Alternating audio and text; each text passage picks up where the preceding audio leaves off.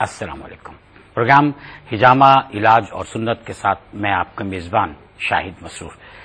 नाज़रीन कराम, मुख्तलिफ ऐसी बीमारियां, मुख्तलिफ ऐसी तकलीफ जो लोगों को सीजन के साथ होती है। बाज़ लोगों का प्रॉब्लम यह है कि वो महीने 2 महीने के बाद किसी न किसी एक तकलीफ का शिकार जरूर हो जाते हैं, जिसको हम आमतौर पर दायमी तकलीफ में शुमार करते हैं। मैंने लफ्ज़ तकलीफ इस्तेमाल किया है, अमराज या बीमारियों की तरफ मैं नहीं जा रहा हूं। इसका फैसला तो हकीम साहब, डॉक्टर साहब करेंगे। अलबत्ता ये जरूर है कि मुख्तलिफ लोगों का हमने देखा है कि जिंदगी में एहतियात कर रहे होते हैं बहुत सारी चीजों से, चाहे वो खाने पीने की चीजें हों, चाहे वो बरतने की चीजें हों, यानी मौसम के एतबार से भी वो एहतियात कर रहे होते हैं, मिलने मिलाने के एतबार से भी एहतियात कर रहे होते हैं, नहाने धोने के एतबार से एहतियात कर रहे होते हैं। तो ये एहतियात वो इसलिए कर रहे होते हैं कि उन दायमी तकलीफ से वो बचे रहें जिनका आम तौर पर उन्हें सामना करना पड़ता है। आज हम इसी मौजू पर बात करेंगे और इस मौजू पर बात करते हुए हम वो रास्ता तलाश करेंगे जो हमें अल्लाह ताला ने एक इलाज की शक्ल में, एक सुन्नत इलाज की शक्ल में अता फरमाया है, और फिर अल्लाह ताला ने आप सल्लल्लाहु अलैहि वसल्लम की मुबारक हस्ती के जरिए जो तिब के नुस्खे हम तक पहुंचाए, हम उनकी रोशनी में ये देखेंगे कि मुख्तलिफ तकलीफ से हम किस तरह से अपने आप को महफूज रख सकते हैं या अपने आप को बचा सकते हैं। इस प्रोग्राम का मकसद सिर्फ यही है कि इस्लामी तालीमात में जहां जहां तिब्बी पहलू हमारे लिए मौजूद हैं, तिब्बी हिदायत मौजूद हैं, उन पहलुओं को और उन हिदायत को हम आपके साथ शेयर करें, आपके सामने लेकर आएं और आपको भी ये बताएं कि आप किस तरह से मुख्तलिफ बीमारियों से, मुख्तलिफ तकालीफ से, मुख्तलिफ अमराज से अपने आप को बचा सकते हैं, जिसमें हिजामा भी शामिल है और तिब्बे नबवी सल्लल्लाहु अलैहि वसल्लम के तहत जो नुस्खे तजवीज़ किए गए वो भी शामिल हैं। आज का जो मौजू है वो हम बात करेंगे दायमी जो नज़ला, जुकाम या एलर्जी की कैफियत होती हैं उन पर, क्योंकि ये मौसम भी ऐसा है और यही मौसम नहीं, इस पर ही मौकूफ नहीं है। मुख्तलिफ मराहिल में, मुख्तलिफ मौसमों में जब मौसम तब्दील होते हैं तो ऐसा होता है कि लोग मुख्तलिफ इस तरह की तकलीफ में मुब्तला हो जाते हैं। हिजामे में क्या रास्ता है और तिब्बे नबवी सल्लल्लाहु अलैहि वसल्लम के तहत कौन कौन से ऐसे नुस्खे हैं जो इसके लिए मुफीद साबित हो सकते हैं। हम आपकी टेलीफोन कॉल्स को भी प्रोग्राम का हिस्सा बनाएंगे। कोशिश कीजिएगा कि आप जो आपकी तकलीफ हैं, जिस हवाले से आप जानना चाहते हैं हिजामे के लिए या तिब्बे नबवी सल्लल्लाहु अलैहि वसल्लम के हवाले से जो भी आप रहनुमाई चाहते हैं, तो आप अपनी तकलीफ हमें बताइए अपने तारुफ के साथ। इंशाल्लाह प्रोग्राम में आपकी कॉल को भी शामिल करेंगे। हमारे साथ जो 2 मुअज़्ज़ज़ तरीन शख्सियात तशरीफ फरमाए, मुअज़्ज़ज़ तरीन इसलिए कि ये आपकी और हमारी रहनुमाई करने के लिए, आपको और हमें जिंदगी में मुख्तलिफ तकलीफ से बचाने के लिए हमारी रहनुमाई करते हैं। हमारे साथ डॉक्टर आसिफ अहमद साहब तशरीफ फरमा हैं जो हमेशा इस प्रोग्राम में तशरीफ फरमा होते हैं। हम डॉक्टर साहब को अस्सलाम वालेकुम के साथ खुशामदीद भी कहते हैं। अस्सलाम वालेकुम डॉक्टर साहब। वालेकुम अस्सलाम। डॉक्टर आसिफ अहमद साहब ने MBBS किया है, आपने PhD भी किया है, ये भी मेडिकल के शोबे में ही किया है, और हिजामा भी डॉक्टर साहब फरमाते हैं, यानी हिजामा करते हैं, हिजामा सेंटर से वाबस्ता हैं और हम डॉक्टर साहब से हिजामे के हवाले से दरियाफ्त करते हैं, मेडिकल साइंस के हवाले से भी हम इनसे सवालात करते हैं। हमारे साथ जो दूसरी शख्सियत हैं मोहतरम हकीम सैयद अब्दुल बासित साहब, हकीम सैयद अब्दुल बासित साहब को भी हम खुशामदीद कहेंगे। अस्सलाम वालेकुम हकीम साहब। वालेकुम अस्सलाम। हकीम साहब QTV के नाज़रीन के लिए या ARY के नाज़रीन के लिए नए नहीं हैं। हकीम साहब से हम मुख्तलिफ मौके पर मुख्तलिफ प्रोग्रामों में भी तिब्बे नबवी सल्लल्लाहु अलैहि वसल्लम की निस्बत से भी और हिकमत के हवाले से भी मुख्तलिफ बातें सुनते, समझते और सीखते चले आए हैं। आज भी इंशाल्लाह हकीम साहब से हम रहनुमाई हासिल करेंगे। मैं सबसे पहले डॉक्टर साहब आपसे जानना चाहूंगा, ये जो दायमी नज़ला है इसकी बुनियादी वजह क्या होती है, जो मुख्तलिफ मराहिल में कभी होता है, फिर हो जाता है, फिर लोग कुछ अर्से के लिए रिलीफ हासिल करते हैं, फिर हो जाता है। बिस्मिल्लाहिर्रहमानिर्रहीम। दायमी नज़ला अगर इसको हम मेडिकल टर्म में ट्रांसलेट करें तो इसको क्रॉनिक साइनोसाइटिस कहा जा सकता है। क्रॉनिक साइनोसाइटिस ऐसा होता है कि अल्लाह रब्बुल इज़्ज़त ने चेहरे के अंदर मुख्तलिफ वैक्यूम स्पेसेस रखी हैं जो हमारे चेहरे के मुख्तलिफ जगहों पे, ये जो मैक्सिलरी बोन्स हैं यहाँ पर भी अल्लाह ताला ने कुछ खला रखा है। फ्रंटल साइनसेस हैं जो यहाँ पर भी खला है और पीछे की तरफ भी है।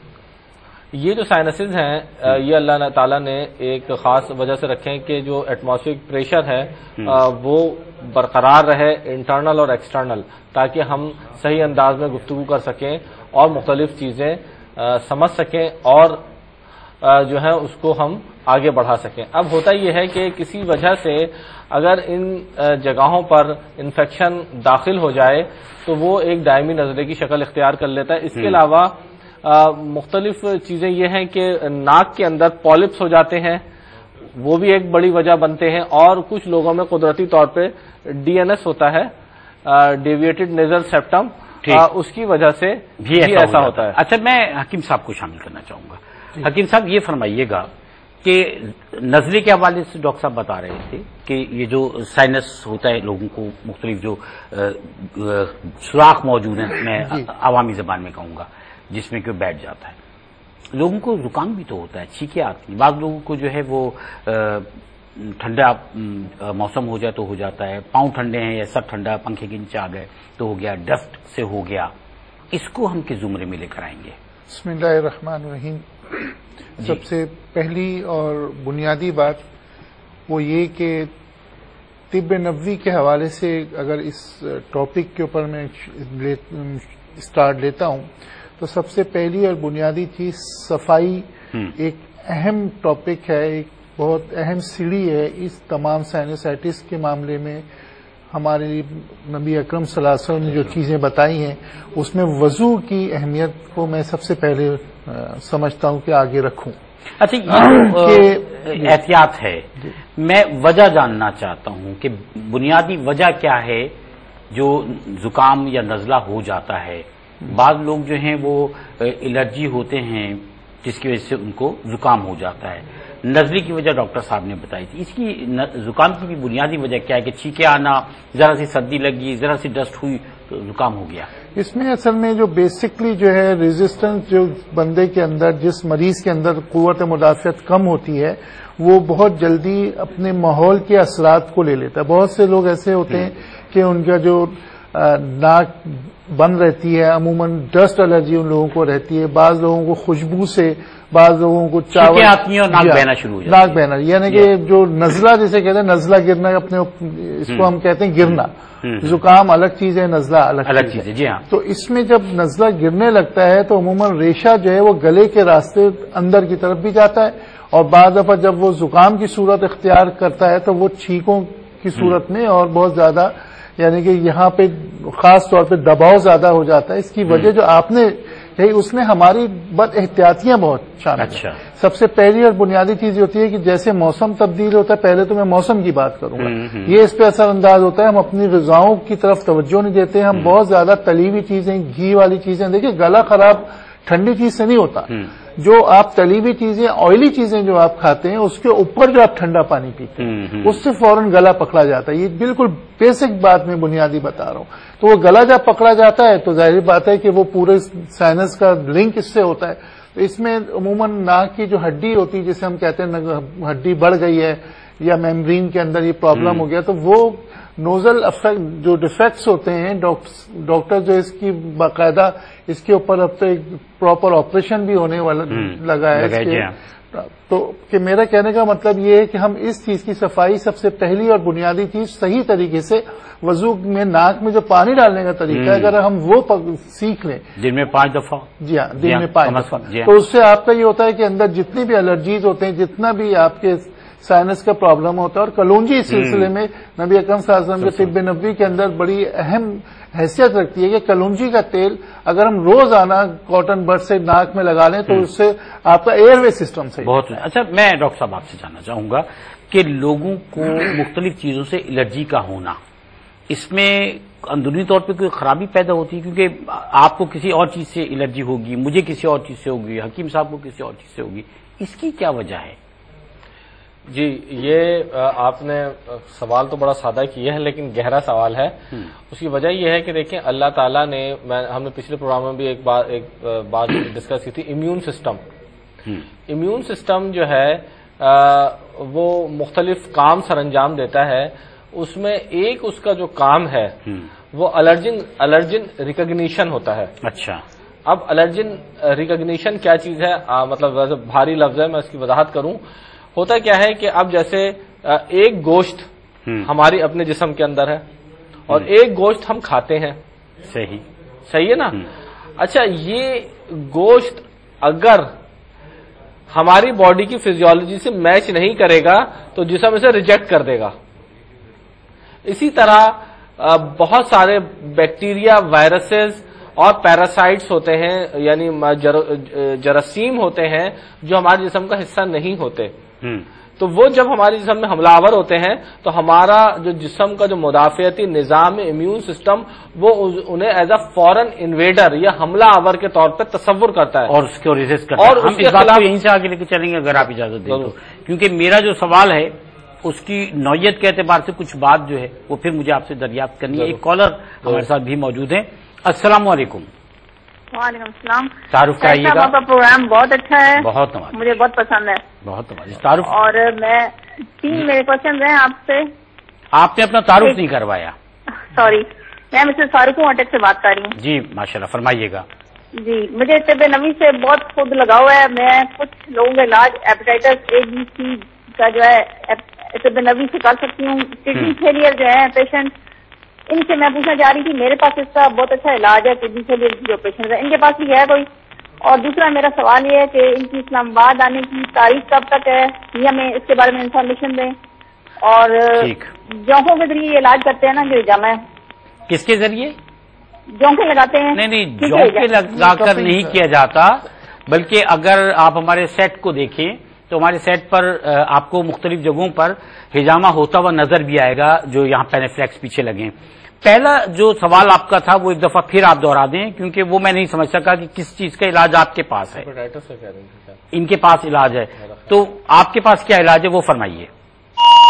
اچھا جی، کال ڈراپ ہو گئی ہے. ایک دفعہ پھر اگر ہو سکے آپ جوائن کر کے جو بات ہم آپ سے پوچھ رہے ہیں وہ ضرور بتائیے. ہو سکتا ہے آپ کی کسی بات سے کسی کا بھلا ہو جائے. باقی آپ کے سوالات کے انشاءاللہ ہم جوابات دیتے ہیں. ایک چھوٹے سے وقفے پر ہم جا رہے ہیں. ناظرین کرام ہمارے ساتھ رہیے گا. ہم ایک دفعہ پھر آپ کے ساتھ ہیں. ہمارے ساتھ ڈاکٹر آصف احمد موجود ہیں. ہمارے ساتھ حکیم سید عبدالباسط صاحب تشریف فرما ہے. اور پروگرام کا یہ آخری سیگمنٹ ہے. انشاءاللہ آپ کی کالز کو بھی پروگرام کا حصہ بنائیں گے. میں 2 سوال آپ سے پوچھنا چاہ رہا تھا. ایک ہمارے ناظر جو ہیں انہوں نے ہم سے، ہمارے مہربان نے یہ پوچھا تھا کہ وہ جو تھا کہ ان کو ٹائیفائڈ ہو جاتا ہے بار بار، وہ ہماری بہن سے انہوں نے پوچھا تھا. اور ایک بہن نے یہ پوچھا تھا کہ ہیپاٹائٹس کا آپ کے پاس ہجامے میں کیا علاج ہے؟ ہیپاٹائٹس کا تو علاج الحمدللہ رب العالمین بہترین علاج ہے. اور آپ نے دیکھا بھی تھا، ہم نے ایک دفعہ پروگرام میں بھی لائے تھے. تو جو اے بی سی سب کا ہے، اللہ تعالیٰ کے حکم سے سب کو اختیار کرنا چاہیے. اللہ رب العزت سب کو فائدہ دیتے ہیں. ٹائیفائڈ کا جہاں تک تعلق ہے وہ یہ ہے کہ ان کا ہجامہ ہوگا تو جو ڈیزیز پروسیس ہے وہ انشاءاللہ ایویکویٹ ہو جائے گا اور اللہ نے چاہا تو ان کی جان چھٹ جائے گی.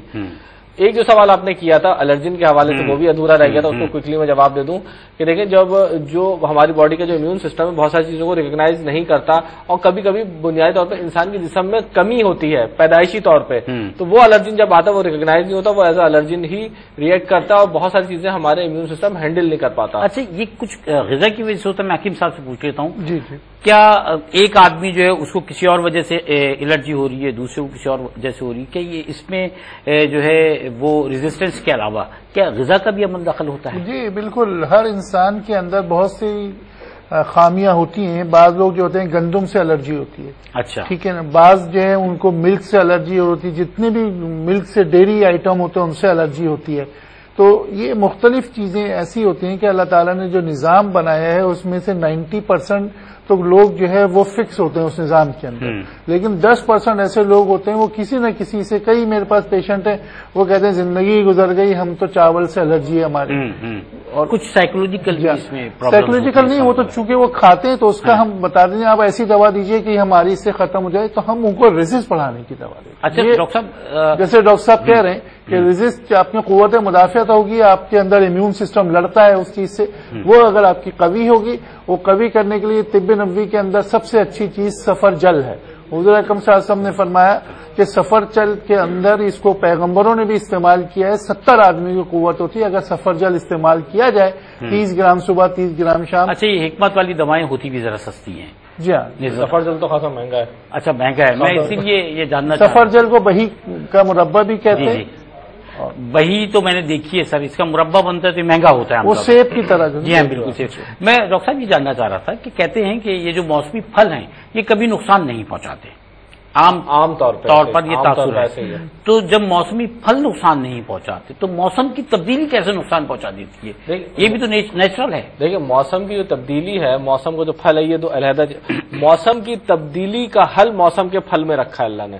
کیا بات ہے، ٹھیک ہے نا. ٹھیک ہے. اور جب انسان اپنے آپ کو ایکلیمیٹائز نہیں کرتا، ایڈجسٹمنٹ نہیں کرتا، اب سخت سردی کوئٹہ کی چل رہی ہے کراچی میں اور ایک آدمی ٹی شرٹ پہن کے باہر نکل رہا ہے تو لامحالہ اس پہ اثر ہوگا.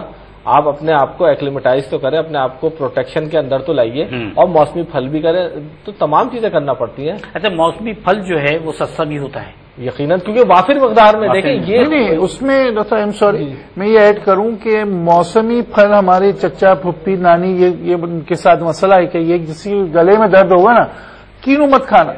کینو، ارے بھائی خدا کی قدرت نے کینو تو ابھی بھیجے ہیں دسمبر میں، آپ کینو لازمی کھائیے، اس میں وٹامن سی کا ہوتا ہے because the vitamin C is the cement of the body. آپ جب وٹامن سی کی انٹیک زیادہ لیں گے ایک بار درد ہوگا، دوسرے کینو میں درد ہوگا، تیسرے کینو میں آپ کا گلے کا درد بھی چلا جائے گا. یہ اللہ کا نظام، اس سے مت لڑیے. اچھا یہ بتائیے گا کہ کس موسم میں کس طرح کے وٹامنس کی زیادہ ضرورت ہوتی ہے؟ یہ جو فروٹس کے ذریعے، پھلوں کے ذریعے ہمیں مختلف جو قوتیں مل رہی ہیں، ان میں کس کی ضرورت کس موسم میں زیادہ ہوتی ہے اور کون سے پھل ہیں جو وہ ہمیں پرووائڈ کر دیتے ہیں؟ دیکھیں یہ تو بڑا اس کا طویل جواب ہوگا. اس کا سب سے آسان ٹیک ہوم جواب یہ ہے کہ جو وٹامن جس زمانے میں انسان کو درکار ہوگا وہ اس زمانے کے پھل میں موجود ہوگا. جیسا بھی حکیم صاحب نے کہا، انہی کی بات کو میں سیکنڈ کروں گا کہ وٹامن سی سردیوں میں بہت زیادہ ریکوائرڈ ہوتا ہے. تو وہ کینو میں، گریپ فروٹ میں، آج کل میں خود اپنی بات بتا رہا ہوں، روزانہ نہار منہ گریپ فروٹ کا ایک جوس پیتا ہوں، پورا ایک گلاس پیتا ہوں، اور یقین جانے جو میری تھکن تھی وہ ختم ہو جائے. وہ میں روزانہ 100 کلومیٹر گاڑی چلاتا ہوں، پورے شہر میں گھومتا ہوں، لوگوں کو دیکھتا ہوں، لیکن بہت اچھا اپنا فریش محسوس کرتا ہوں. یہ سب اللہ کا نظام ہے. دیکھیں ہم نے اللہ کے نظام کے ساتھ بہنا ہمیں سیکھنا. ہم کیا کرتے ہیں، ہم وہ ٹراؤٹ مچھلی بن گئے کہ ہم اللہ کی اس کے خلاف چل رہے ہیں.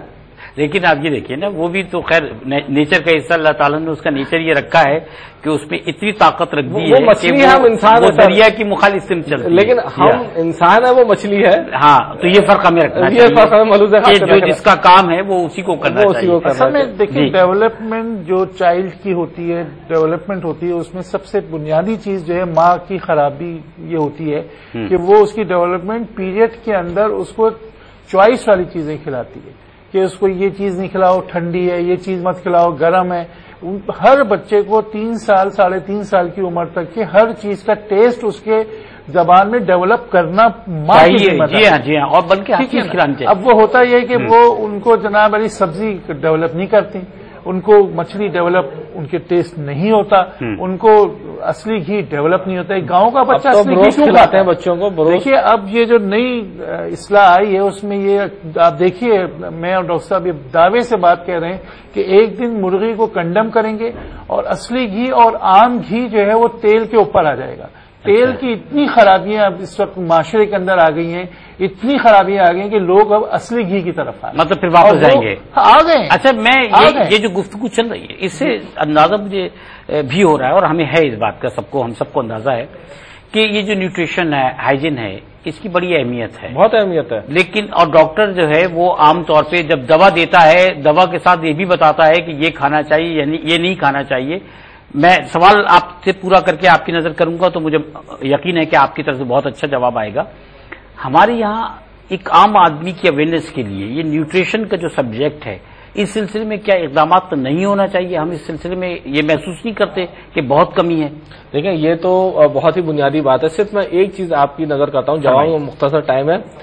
اللہ رب العزت نے جب ہمیں پیدا کیا، مجھے اور آپ کو، تو ہم بہت چھوٹے تھے.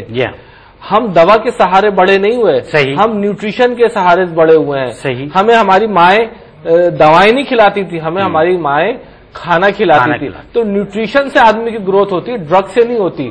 اور صحیح نیوٹریشن جو ہے وہ ہماری گروتھ. بلکہ آج کل تو یہ کمپین چل رہی ہے کہ کچھ اور نہ دیں، کوئی دوا نہ دیں، کوئی ٹوٹکا نہ کریں، بچے کے لیے ماں کا دودھ سب سے بہتر ہے. جو اللہ رب العزت نے قوانین بنائے نا، فطری قوانین، میں یہی کہتا نا کہ ہمیں اس کے دوش پہ چلنا ہے، اس کے ساتھ چلنا ہے، جہاں اللہ کا فطرت ہمیں لے جا رہی ہے نا وہاں ہمیں جانا، اور اسلام کے اندر ان تمام عوامل کی بہترین رہنمائی ہے۔ ماں کے دودھ کی تعریف اسلام میں موجود ہے، صحیح، بچے کو کیسے نگہداشت کرنی ہے اسلام میں موجود ہے، کیسے سادہ غذا، کیونکہ جتنی غذا سادی ہوگی نا، آپ یاد رکھیں ابھی ایک ایسی بات ہے عام سی کہ میری گاڑی کے اندر سی این جی لگی ہے، لیکن میں اس سی این جی کے اندر ایل پی جی بھی ڈال دوں، پیٹرول بھی ڈال دوں اور سی این جی بھی ڈال دوں تو کیا ہوگا؟ اچھا حکیم صاحب، آپ کا تو یعنی حکمت جو ہے وہ سبجیکٹ ہی ایسا ہے، پھر ہم طب نبوی صلی اللہ علیہ وسلم کی جب بات کرتے ہیں تو وہ دوا کی بجائے غذا پر ہی تو منحصر ہے نا؟ دیکھیے آپ لوگ بھی غذا کی طرف لے کر آتے ہیں نا لوگوں دیکھیں کو؟ ہم جتنا غذاؤں کی طرف لے کر آتے ہیں اتنا کوئی بھی اور اسکول آف تھاٹ نہیں لے کے آتے۔ جی ہاں، میں وہی لوگوں کو یہی سمجھاتے ہیں کہ دیکھیے اگر ایک بکرے کا گوشت اگر بڑھا ہوا ہوتا ہے یا اس کی گروتھ ہوتی ہے تو وہ گوشت تھوڑی کھاتا ہے، جیسے ڈاکٹر صاحب نے کہا، تو وہ کھاتا ہے گھاس۔ تو میں بچوں کو سمجھاتا ہوں اگر بکرے کی طرح اچھے تازے ہونا چاہتے ہو، موٹے ہونا چاہتے ہو تو گھاس کھاؤ، سبزی کھاؤ، گرین۔ آج دیکھیے میں آپ کو ایک چیز صرف بتاؤں کہ ایک مرغی والے کے پاس میں گیا تو میں نے کہا کہ کتنی کہنے 4.5 کلو کا ایک مرغی ہے، بتائیے آپ، ویٹ اس کا اتنا امپروو کیا جا رہا ہے، ایسے کیمیکل، ایسے یہ نقصانات، تو یہ نقصانات۔ بہت شکریہ محترم حکیم سید عبدالباسط صاحب، بہت شکریہ محترم ڈاکٹر آصف احمد صاحب، ماشاءاللہ بہت آج میں سمجھتا ہوں کہ ناظرین کے لیے بڑی مفید گفتگو آپ دونوں حضرات کی جانب سے۔ ناظرین کرام، ان دونوں حضرات کے شکریہ کے ساتھ ہم آپ کا بھی شکریہ ادا کریں گے اور آپ کو ایک دفعہ پھر یہ بتاتے چلیں کہ اگر آپ ہجامہ کروانا چاہتے ہیں تو ہجامے کے لیے آپ کورنگی، کراچی میں کورنگی نمبر 5 کے قریب Memon industrial and technical institute ہے، وہاں آپ تشریف لائیے گا۔ 30 سے لے کر جمعرات تک 1 بجے ڈاکٹر صاحب اور ان کی ٹیم موجود ہے جو شرعی تقاضوں کے مطابق خواتین اور میل ڈاکٹرز موجود ہوتے ہیں، وہ علاج کرتے ہیں۔ حکیم صاحب جو ہے وہ گلشن اقبال میں بیت المکرم مسجد کے سامنے حکیم صاحب کا مطب موجود ہے۔ اس کے علاوہ حکیم صاحب انشاءاللہ بہت جلد ڈیفینس میں بھی اپنے مطب میں آپ کو ملا کریں گے، اور اگر آپ ان دونوں حضرات سے رابطہ کرنا چاہتے ہیں تو فیس بک پر حکیم عبدالباسط اور ڈاکٹر آصف احمد کپنگ کے نام سے دونوں حضرات موجود ہیں۔ مجھے اور میری ٹیم کو اپنی بہت ساری دعاؤں میں یاد رکھیے گا۔ اللہ حافظ۔ ناظرین کرام، آپ کو خوش آمدید کہتے ہیں، اور اس کے ساتھ ساتھ یہ بھی کہ ڈاکٹر آصف احمد صاحب اور حکیم سید عبدالباسط صاحب ہمارے ساتھ موجود ہیں۔ ہم آپ کے ٹیلی فون کالز کو پروگرام کا حصہ بنائیں گے، ان کے جوابات بھی آپ تک پہنچائیں گے۔ میں نے ڈاکٹر صاحب سے ایک سوال کیا تھا، اس ڈاکٹر صاحب کا جو سوال تھا، جو جواب تھا، اس جواب کو سامنے رکھتے ہوئے میں اپنے سوال کو دوبارہ دہرا رہا ہوں کہ آپ نے جو آئیڈینٹیفیکیشن کی بات کی تھی، ریکگنائزیشن کی بات کی تھی، تو بات یہ ہے کہ وہ تمام جراثیم جو باڈی پر حملہ آور ہوتے ہیں اور باڈی میں ان کو شناخت نہیں کر پاتی، تو ایسے جراثیم تو ہر ایک کی باڈی میں سیم ہیں، ہر ایک کی باڈی کے لیے ہم ڈفرینس جاننا چاہ رہے تھے۔ بالکل میں سمجھ، آپ کہیں تو سوال میں نے آپ کی نظر کیا ہوا ہے، کالر کو پروگرام میں شامل کر لیتے ہیں۔ السلام علیکم۔ ہیلو، السلام علیکم۔ وعلیکم السلام، تعارف کرائیے گا اپنا۔ جی میں شازیہ بات کر رہی ہوں راول پنڈی سے۔ جی شازیہ، فرمائیے گا۔ جی میں نے لاسٹ ٹائم بھی آپ کو کال کی تھی، میری والدہ کا مسئلہ تھا، انہوں نے ہجامہ کروایا تھا، میں نے آپ کو بتایا تھا، انہوں نے اپنے گوڈوں کے مسئلے کے سلسلے میں کروایا تو تھا۔ آپ نے یہ بتایا تھا کہ ان کے پاؤں میں جو ہے وہ سختی آ گئی ہے، گھٹنے کے پاس نا وہ سخت ہوگی وہ جگہ نا، بہت پین کرتی ہے، اب اس کا کیا ہے حل؟ ٹھیک ہے انشاءاللہ شازیہ، آپ کو میں ابھی ڈاکٹر صاحب سے پوچھ کے اس کا جواب فوری دلوا دیتا ہوں۔ جی ہاں بالکل، ایک اور کالر ہے لیکن لیتے ہیں ان کو، پہلے ڈاکٹر صاحب مختصراً بتائیے گا کہ حل کیا ہے ان کا، شازیہ کا جو سوال ہے۔ دیکھیں اصل میں اس وقت آن ایئر مسئلے کا جواب دینا بڑا مشکل ہے، کیونکہ آلریڈی انہوں نے کسی سے ہجامہ کرایا۔ میں اس بات پہ کوئی میرا ذہن کام نہیں کرتا کہ کس نوعیت کا ہجامہ ہوا، کون سے پوائنٹ کنسیڈر کیے گئے، صحیح مقام پہ تھا۔ اب یہی ہے کہ اس وقت تو میں ان سے یہ کہوں گا کہ ایکس رے کرائیں اور ایلوپیتھک ڈاکٹر کو دکھائیے، اور دیکھیں کبھی اگر ہمارا کبھی اسلام آباد آنا ہوا یا آپ کا اگر کراچی آنا ہو تو پھر انشاءاللہ ملاقات کریں گے تو واضح طور پہ اس وقت ممکن ہو سکتا ہے۔ بتائیے، ایک اور کالر ہمارے ساتھ موجود ہیں۔ السلام علیکم۔ السلام علیکم۔ وعلیکم السلام۔ جی تعارف کرائیے گا۔ جی میں مسز امجد بات کر رہی ہوں۔ کہاں سے؟ جی لاہور سے۔ جی مسز امجد فرمائیے گا۔ جی سر، وہ مجھے اکثر ٹائیفائڈ بخار ہو جاتا ہے۔ اچھا اچھا، بات سمجھ میں آئی آپ کی؟ ٹائیفائڈ بخار، ٹائیفائڈ بخار اکثر ہو جاتا ہے؟ یہ 3-4 سال سے ایسے ہی ہے۔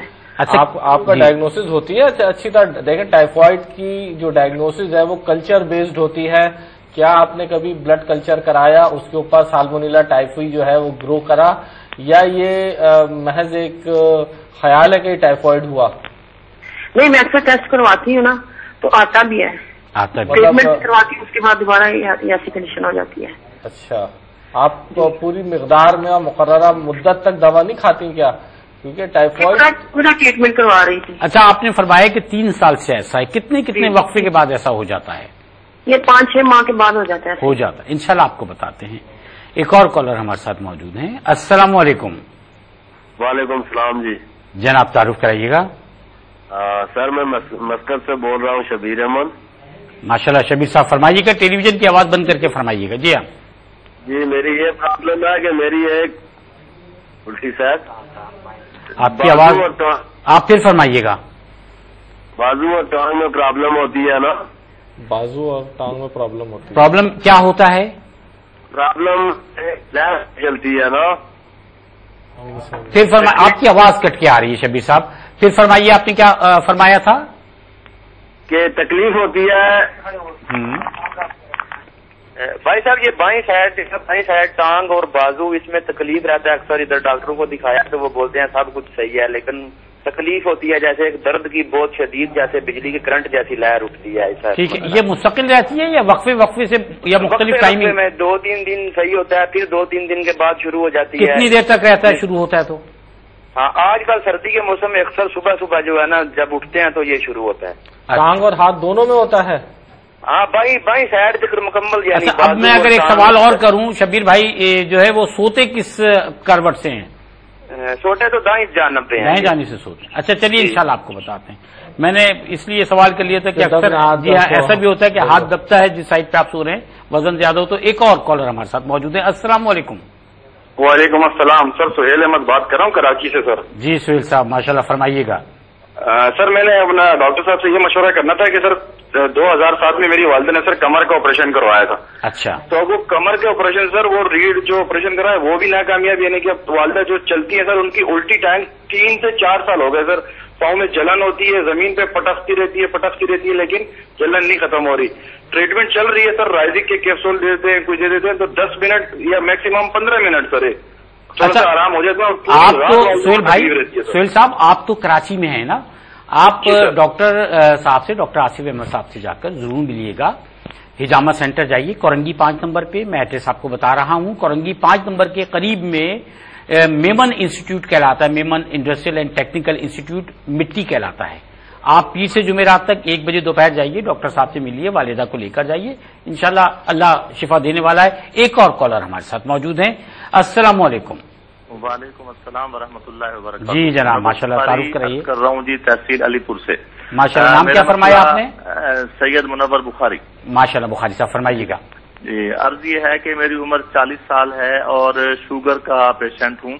آنکھوں کے سامنے جو ہے نا دھندلاہٹ محسوس ہو رہی ہے. اس کا کوئی اگر آپ کے ڈاکٹر حضرات کوئی مشورہ دینا چاہیں یا کوئی ایسا نسخہ بتا دیں تو، یعنی کہ دوپہر کو دھوپ میں خاص طور پہ نا دھندلاہٹ محسوس ہوتی ہے، جالا سا آ جاتا ہے آنکھوں کے سامنے. ٹھیک ہے، میں لیکن جو ہے شام کو ٹھیک نظر آتا ہے. میں اس کا جواب تو میں حکیم صاحب سے پہلے لے لیتا ہوں. اس کے لیے کیا کرنا چاہیے جو عام طور پہ دھندلاہٹ نظر؟ یہ عموماً شوگر پیشنٹس کے ساتھ ایسا ہوتا ہے کہ تیز لائٹ جب ہوتی ہے تو ان کے ساتھ ایسا مسئلہ ہو جاتا ہے. آپ ایسا کریں کہ سونف کا استعمال اس طریقے سے کیجئے کہ اس کو گاجر کے جوس میں بھگا کے رکھ دیجئے اور جب وہ ڈرائی ہو جائے تو اسے پیس کر 1 ٹیبل اسپون صبح 1 ٹیبل اسپون رات کو لیجئے اور اس کے علاوہ اپنے شوگر کو کنٹرول کیجئے. اسی طریقے سے ایک صاحب نے جلن کے متعلق سوال کیا، ان کی والدہ کے پاؤں میں جلن ہے. جو بھی مسئلہ ہے وہ حجامہ سے حل انشاءاللہ ڈاکٹر صاحب کر دیں گے.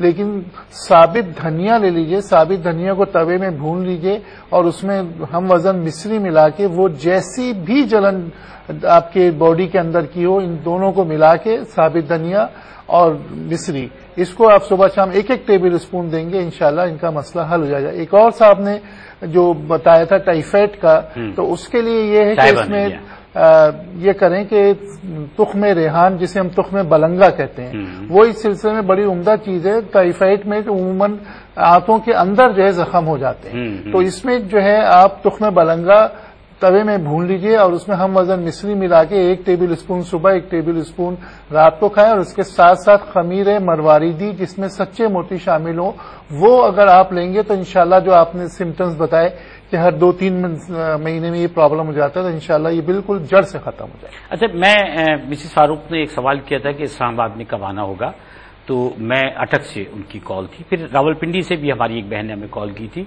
हकीम साहब 27 से 29 दिसंबर तक इस्लामाबाद में बहरिया टाउन में मौजूद होंगे। हकीम साहब का टेलीफोन नंबर आप हमारे कंट्रोल रूम से ले लीजिए।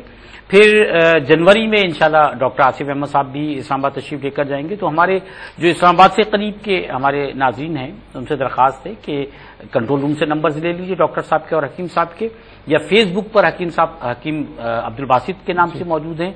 डॉक्टर साहब जो हैं डॉक्टर आसिफ अहमद कपिंग के नाम से CUPPING कपिंग के नाम से मौजूद हैं। तो डॉक्टर आसिफ अहमद कपिंग के नाम से आप डॉक्टर साहब को भी ज्वाइन कर सकते हैं और वहां से भी आप ये मालूमात, ये जो आपको रहनुमाई चाहिए, ये हासिल कर सकते हैं। डॉक्टर साहब, हिजामे से 2 लोगों के इलाज के बारे में मैं जानना चाहता हूं। एक तो वो जो टाइफाइड वाली सूरत हाल थी, और दूसरा ये कि वो जो उन्होंने फरमाया कि वालिदा का कमर का ऑपरेशन हुआ, उसके बाद प्रॉब्लम है उनको टांग में। देखिए, जिस तरह वो बता रहे थे तो महसूस यही हो रहा था कि उनको नर्व कंप्रेशन थी और शियाटिका लाइक सिंड्रोम का उनको सामना था कि डिस्क प्रोलैप्स थी, और फिर मुझे महसूस ये हो रहा था कि उन्होंने लेमिनेक्टमी कराई थी।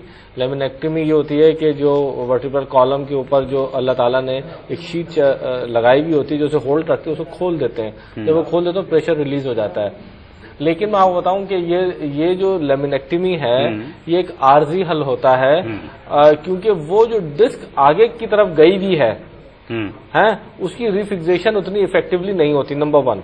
नंबर 2 ये अगर बाय सम हाउ बाद दफा आराम से भी वो डिस्क अपनी जगह पे आ जाती है और मरीजों को खुद भी रिलीफ मिलता है, लेकिन वो अपनी जगह से ढीली हो चुकी होती है।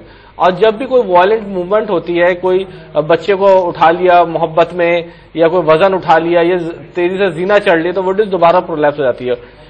ऐसी सूरत में हिजामा जो है अल्लाह रब्बुल इज्जत के फजल से बेहतरीन इलाज करता है, और हमारे पास दोनों तरह की पॉपुलेशन आती है। एक वो शियाटिका की वो पॉपुलेशन जिसने सर्जरी नहीं कराई और एक वो पॉपुलेशन आती है जो 2-3 दफा करा रखी है। लेकिन आप यकीन जाने अल्लाह रब्बुल इज्जत दोनों को फजल देते हैं, लेकिन जो पोस्ट सर्जिकल पेशेंट्स होते हैं, क्योंकि वो ऑलरेडी सर्जरी करा चुके हैं, तो उनकी लोकल एनाटॉमी चेंज हो चुकी है। अब सर्जन ने क्या काटा, क्या लगाया, ये हमें भी नहीं पता और ये पेशेंट को भी नहीं पता। एक कॉलर हमारे साथ मौजूद हैं। अस्सलाम वालेकुम। अस्सलाम वालेकुम। अच्छा, कॉल ड्रॉप हो गई है। एक छोटे से वक्फे पे हम जाएंगे नाज़रीन कराम, इंशाल्लाह वापस आते हैं तो आपके सवालात के जवाबात और मजीद कॉल को प्रोग्राम का हिस्सा बनाएंगे। हमारे साथ रहिएगा।